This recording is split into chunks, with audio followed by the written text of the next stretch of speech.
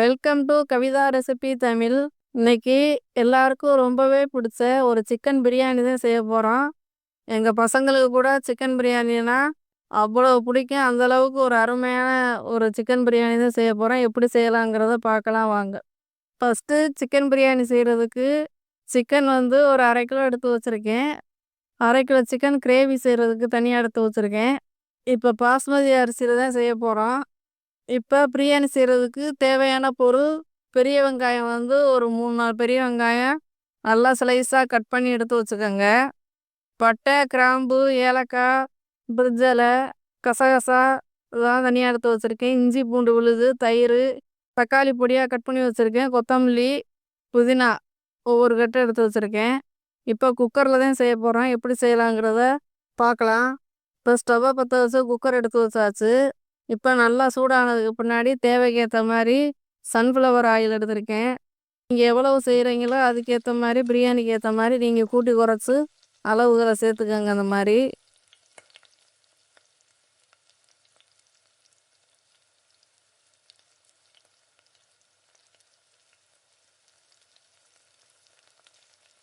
இப்போ நல்லா எண்ணெயும் நல்லா சூடாகி வருது.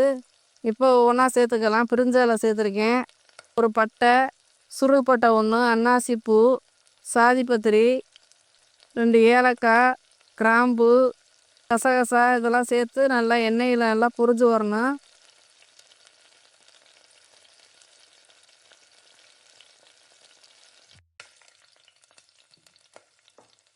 இப்போ வெங்காயத்தை இது கூட சேர்த்துட்டு வெங்காயம் நல்லா வதங்கணும்.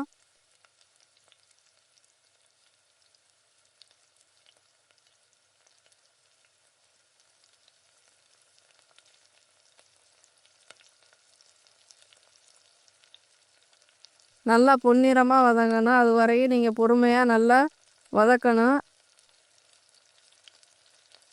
நல்லா வதங்கி வர்றப்போ அந்த பிரியாணியோடைய ஃப்ளேவர் நல்லாயிருக்கும். அதனால் நீங்கள் ஸ்டவ்வை கூட்டி குறைச்சி வச்சு நல்லா வதக்கிக்கிட்டே இருக்கணும். இப்போ ஒரு 2-3 பச்சை மிளகா, அதுவும் நல்லா பழுத்து போச்சு வீட்டில் இருந்தது மிளகா. இது கூட சேர்த்துட்டு நல்லா வதக்கிக்கோங்க. மிளகாயை காரம் எவ்வளவு தேவையோ அதுக்கேற்ற மாதிரி நீங்கள் பச்சை மிளகா சேர்த்துக்கோங்க. அந்த மாதிரி சேர்த்துட்டு நல்லா எண்ணெயிலே நல்லா வதக்கிக்கோங்க.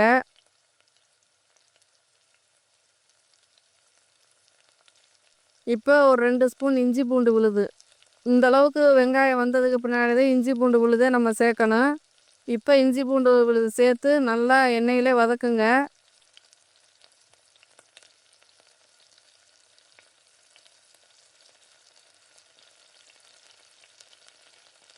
நல்லா வதங்கி வந்ததுக்கு பின்னாடி பச்சை வாசனையெல்லாம் போய் நல்லா வதங்கி வரணும். ஆனால் எண்ணெயில் பிடிக்கும் அந்த இஞ்சி பூண்டு சேர்க்குறப்ப. அதனால் தக்காளியை நீங்கள் கொட்டி வதக்குறப்ப கம்மியாயிரும். அதனால் தக்காளியை கொட்டி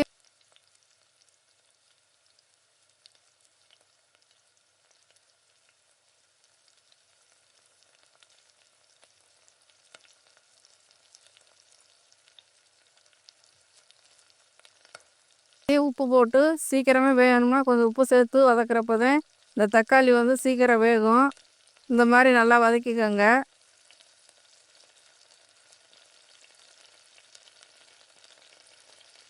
இப்போ புதினா இலையும் கொத்தமல்லி இலையும் நல்லா கழுவி சுத்தம் பண்ணி எடுத்து வச்சுருக்கேன். அதில் ஒரு கைப்பிடி, இதில் ஒரு கொத்தமல்லியில் ஒரு கைப்பிடி, புதினாவில் ஒரு கைப்பிடி சேர்த்துருக்கேன். இதையும் நல்லா எண்ணெயிலையும் நல்லா வதக்கிக்கோங்க. மிச்சம் இருந்துச்சுன்னா கடைசியாக தம் கட்டுறப்போ நீங்கள் அந்த மாதிரி தூவி விட்டு கூட தம் கட்டி வச்சுக்கலாம்.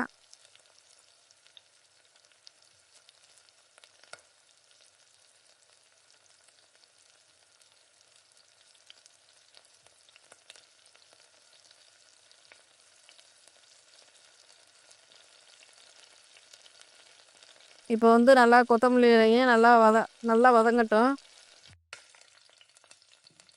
இப்போ இது கூடவே காஷ்மீர் சில்லி ஒரு 2-3 ஸ்பூன் சேர்த்துருக்கேன். காரத்துக்கு ஏற்ற மாதிரி கரம் மசாலா நான் வீட்டிலே ரெடி பண்ண பிரியாணி மசாலா தான் சேர்த்துக்கிறேன். அது ஒரு 3 ஸ்பூனுக்கு சேர்த்துருக்கேன். ஒரு 50 கிராம் இருக்கும். நீங்கள் தேவைக்கு ஏற்ற மாதிரி கூட்டி குறைச்சி சேர்த்துக்கோங்க. இல்லைன்னா நீங்கள் கடையில் கூட வாங்கி செய்யலாம் பிரியாணி மசாலா. இல்லைன்னா வீடியோ எங்கள் சேனல்லே போட்டு வச்சுருக்கோம் பிரியாணி மசாலா வீடியோ, அதை பார்த்து கூட நீங்கள் தெரிஞ்சு இந்த மாதிரி செய்யுங்க. இப்போ தயிர் இது கூட சேர்த்துருக்கேன். ஒரு 2 கரண்டி தயிர், இதையும் சேர்த்து நல்லா வதக்கிக்கணும் எண்ணெயில்.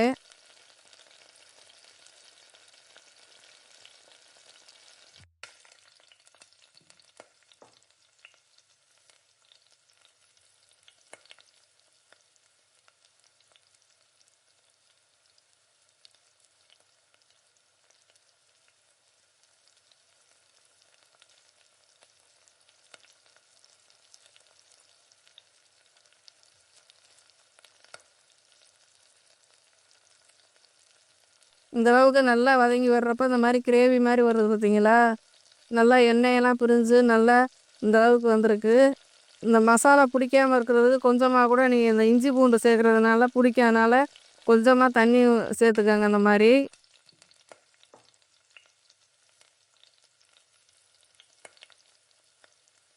இப்போ மஞ்சத்தூள் போட்டு நல்லா ஏற்கனவே கழுவி வச்ச சிக்கனை ஒரு 1/2 கிலோ சிக்கன் இருக்கும். இதை சேர்த்து நல்லா கிளறி விட்டுக்கோங்க அந்த மாதிரி.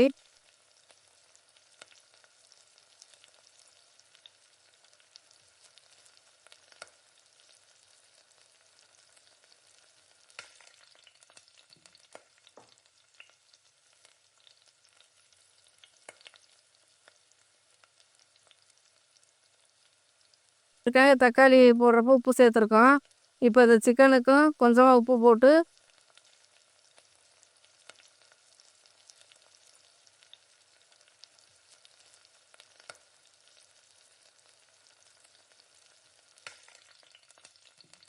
நல்லா ஒரு விசில் வர வச்சு வேக வச்சு எடுத்துக்கலாம்.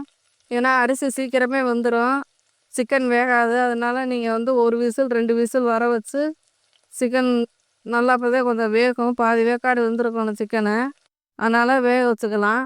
இப்போ சிக்கன் வேகிறப்ப அடி பிடிக்காதனால கொஞ்சமாக தண்ணி விட்டு இப்போது 2 விசில் வர வச்சு ஆஃப் பண்ணிக்கிடலாம் குக்கரை.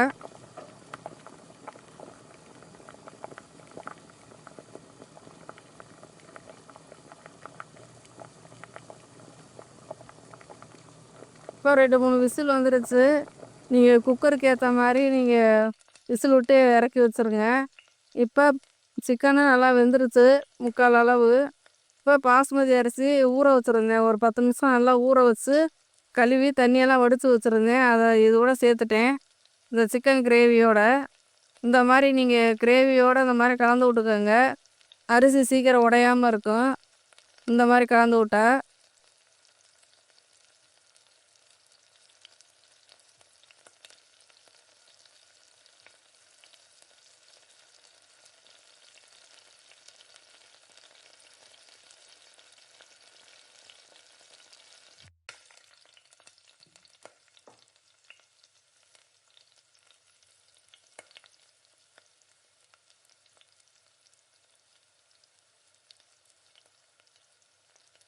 நான் தண்ணி வந்து சூடு பண்ணி தான் ஊற்றுவேன், அப்போ தான் கொஞ்சம் உங்களுக்கு ஃப்ளேவர் வந்து அப்படியே இருக்கும். இப்போ தண்ணி சூடு பண்ணி ஒரு கிளாஸ்க்கு வந்து 1.5 டம்ளர் தண்ணி சேர்த்து நல்லா சூடு பண்ணி இந்த மாதிரி சேர்த்துருக்கேன்.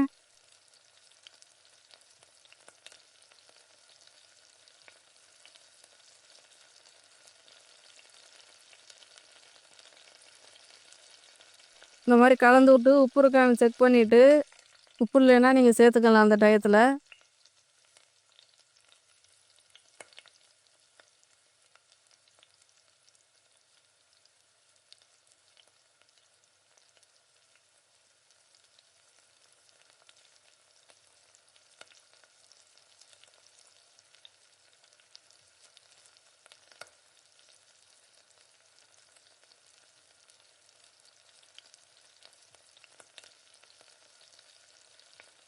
இந்த மாதிரி நல்லா கலந்து விட்டுக்கோங்க.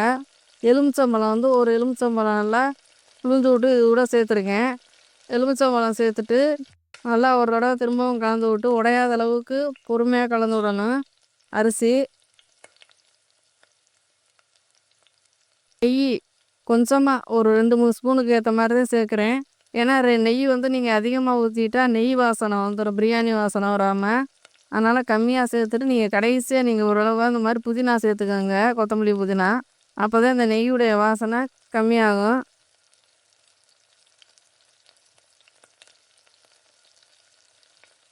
இந்த மாதிரி சேர்த்துட்டு இப்போ மூடி போட்டு வச்சுக்கலாம்.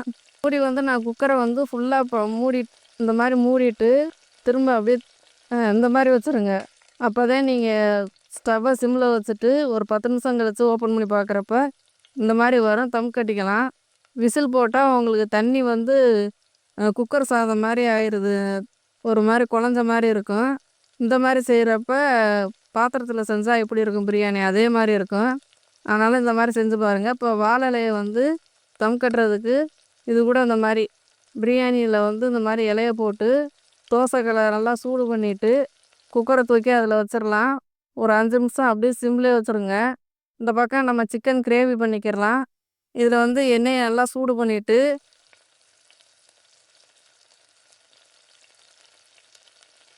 ஒரு பட்டை, ஒரு கிராம்பு, ஒரு ஏலக்காய், சாதிபத்திரி, கசகசா அதெல்லாம் சேர்த்து நல்லா எண்ணெயில் பொரிஞ்சு வர்றப்ப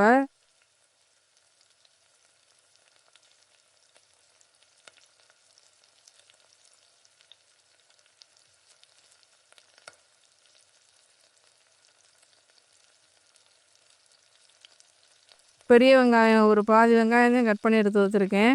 அதையும் இதில் சேர்த்து எண்ணெயிலே நல்லா அந்த மாதிரி வதக்கிக்கோங்க.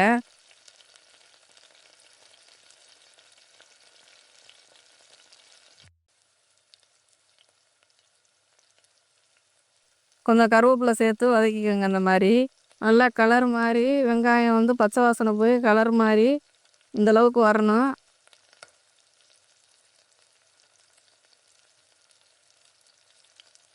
அது வரையும் ஸ்டவ்வை கம்மி பண்ணி வச்சுட்டு நல்லா அந்த மாதிரி கரண்டியில் கிளறி விட்டே இருங்க.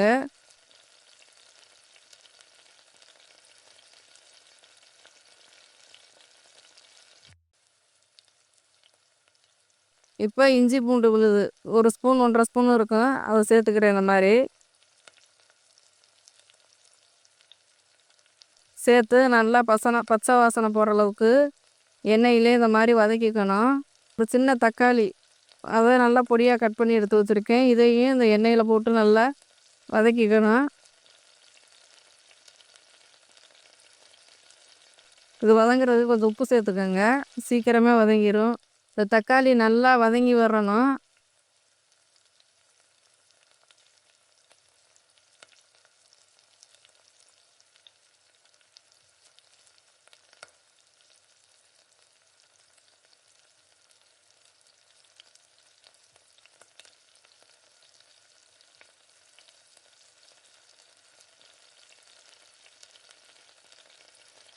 நல்லா தக்காளி எண்ணெயிலே நல்லா அந்த அளவுக்கு வதங்கி வந்துருச்சு.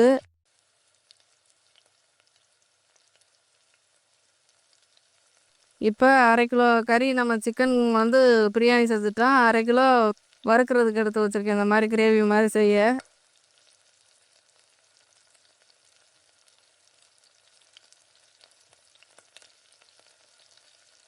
இப்போ அதை எண்ணெயிலே போட்டு உப்பு போட்டு நல்லா கிளறி விட்டுக்கோங்க. அந்த மாதிரி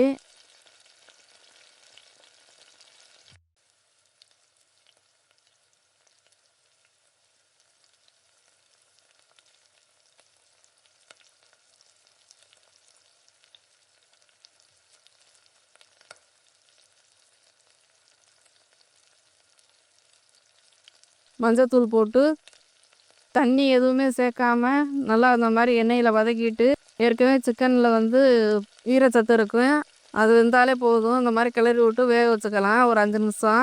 அப்படி அடி பிடிச்சிச்சுன்னா நீங்கள் கொஞ்சமாக கூட தண்ணி தெளிக்கிற அளவுக்கு கொஞ்சம் சேர்த்துக்கோங்க. உப்பு கறியாகவே நல்லா வேகட்டும், அப்போ தான் கொஞ்சம் நல்லா டேஸ்ட்டாக இருக்கும். ஒரே மாதிரி எப்பயுமே ஒரே மாதிரி சாப்பிட்டா போர் அடிக்கும். அதனால் நீங்கள் இந்த மாதிரி வித்தியாசமாக கொஞ்சம் செஞ்சு கொடுக்குறப்ப தான் குழந்தைங்க வந்து நல்லா விரும்பி அப்படியே வாங்கி சாப்பிடுங்க. நீங்கள் இந்த கறி இந்த மாதிரி செஞ்சு வெந்த உடனே நீங்கள் மசாலா கூட கூட தேவையில்ல, அப்படியே வாங்கி சாப்பிட்றது பசங்க. இந்தளவுக்கு நல்லா இருக்கும் ருசியாக. கண்டிப்பாக அது மாதிரி செஞ்சு பாருங்கள்.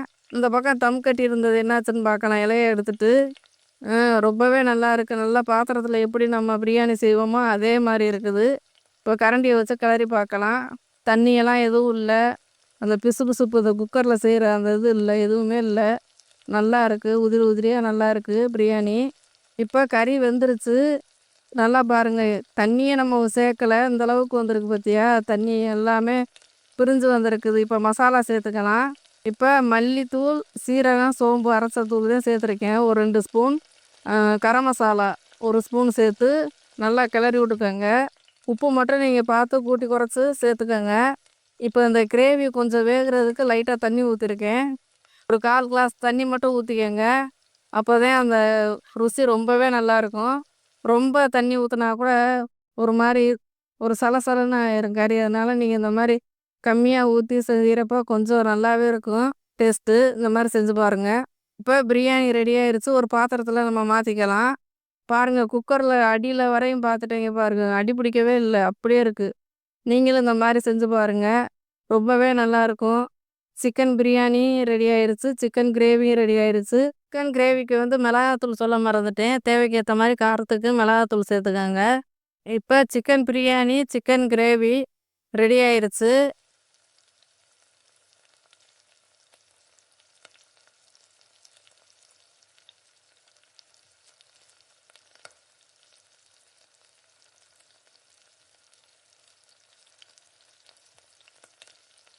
இப்ப இத வாழை இலையில இந்த மாரி பரிமாறி சாப்பிட்றப்ப ரொம்ப ருசியா இருக்கும். இப்ப பிரியாணிக்கு தயிர் பச்சடியும் ரெடி ஆயிருச்சு. இப்ப பிரியாணி வந்து 2 நேரம், 3 நேரத்துக்கு கூட இந்த மாரி செஞ்சு வச்சு சாப்பிடலாம். இந்த மாரி செஞ்சு பாருங்க. உங்க குழந்தைங்க விரும்பி சாப்பிடுங்க. இந்த வீடியோ புடிச்சிருந்தா லைக் பண்ணுங்க, ஷேர் பண்ணுங்க. மறக்காம சப்ஸ்கிரைப் பண்ணிருங்க.